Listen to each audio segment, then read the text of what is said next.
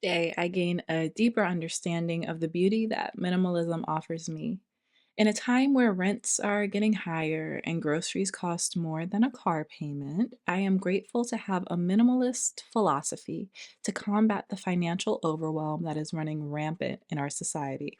In this video, I'd like to offer you a couple of different perspectives that have the potential to simplify the way you look at money and give you the opportunity to feel like a good steward of your finances. Minimalism is not only the way that your life appears, it is a mindset. So I'm really excited to talk to you guys about minimalism and money because it can make a really big difference in your life. It made a really big difference in mine. Okay. So the very first thing that you have to do is educate yourself on the things that you like to buy and possess versus the things that you like to admire. I've noticed that when you're on social media a lot, I am a social media manager for a couple of clients and I run Brown and Bendy, so I'm on social media quite a bit. And when you're on social media a lot, especially these days where TikTok and Instagram both have just turned into e-commerce websites essentially, you see a lot of products and you have to ask yourself subconsciously a lot of times, do I want that? So for me, I've learned that when I look at things that are shiny and cool and I see someone showing a really interesting way to use this item, I ask myself whether I need it, whether I want it, and whether I have space for it. Where will I put it in my house? If you've been watching my videos for a while, you know that I can be a little particular about my house and how I organize my home because my mind can be overwhelmed very easily. So those are the three questions that I ask myself. And if the thing I'm looking at, I don't need it, that's one strike. If I don't want it, then it's like, okay, I have nothing to think about anymore. But let's say I want it, but I don't have space for it in my house. I'm not going to get it. Now, the questions you ask yourself may be different, and that's okay.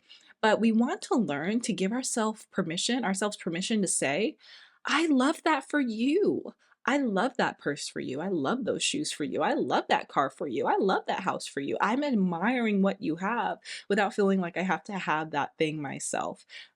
Knowing that I'm allowed to do that has matured me immensely. When you know that you're allowed to like things and then you're also allowed to just admire something for someone else, you can start to shift your focus to, okay, well, what do I like? What do I like to do? What do I like to spend my money on? And for me personally, I like to spend my money on hanging out with my family. I'm an experienced girly. I like to do things versus having material things to help me remember the experience. I'm pretty much just into the experience. I like going out to eat with my family. I like going on trips with my I like going on trips with my family. I like doing things, and not just with family, but with friends too. I like doing the things, and the things cost money. So, yeah, yeah. So that's me. But whatever it is for you is not wrong. We are not the same person. Understanding what you like to spend your money on is only going to empower you to make sure that you're making choices that allow you to continue to spend money on that thing. Okay, so now we have to learn how to minimize our expenses for the sake of our awareness. I can't talk about everybody in the world, right? But this video is about minimalism and money. So if you would like to take a minimalistic approach to your money, you cannot have a maximalist approach to how you spend your money, spending your money everywhere. So, like I said, I like to spend my money on experiences with my family, going out to eat or going to coffee with my friends. I like to do things. So, I am going to look at my expenses and say, okay, so that I can continue doing the things with my friends, what do I have to pull back on? Minimalism. It is a constant reminder that you can learn you don't need everything to be happy. Okay, we don't need to do everything to be happy. For me, because I want to keep doing the things with the people I love, I choose to do the majority, if not all, of my maintenance. I do my own hair. I do my own skincare, facials, and things. I do my own hair removal, and I do my own nails. I've done my own nails for a long time now. I'm a gel manicure girly, and I've been doing my nails for about 3 years. And it was a big deal when I bought my machine and I first learned how to do it because I felt so powerful knowing that I can just have this polished look whenever I want for a fraction, mm, less than a fraction of the price. Like, guys, what is a full set now? A full acrylic set is like $75. What dimension are we in? But I like to do my own nails now.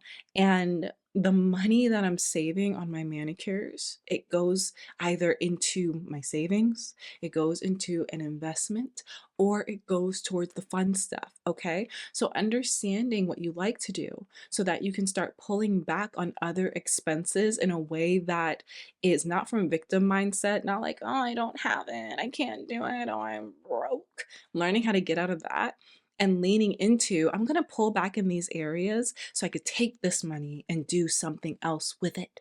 Something else that serves me and something that is intentional. I think a lot of us are raised and programmed to have a lot of expenses, to have our money going out in every direction, every possible moment. So, what this portion of the video is asking you to do is to be aware of all the places your money is going and then to just ask yourself, is there anywhere in this expense list that I would like to diminish how much money I'm spending in this area of my expense list? If so, how can I do that? If you would like to take a minimalist approach to your finances, learn how to prioritize quality over quantity.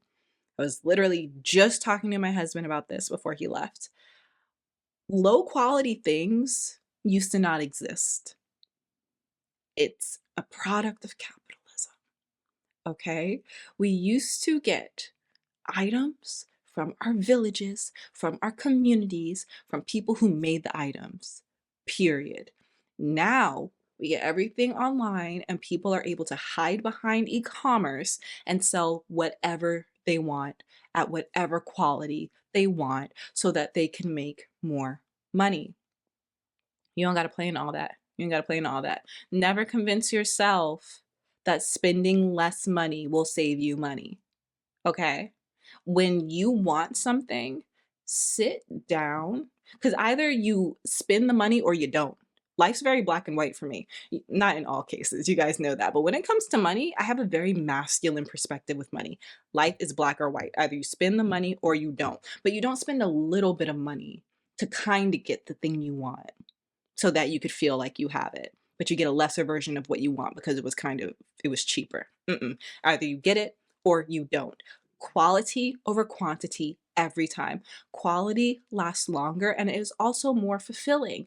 Fun story. My husband and I have recently decided to start using a DVD player. So not only have we dusted off our old DVD collection, but we're now buying more DVDs.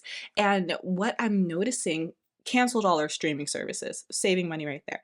But what I'm noticing is that, well, we're noticing because we talk about this too. These movies are like straight an hour 27 minutes, an hour 30 minutes. That's it. Nothing more.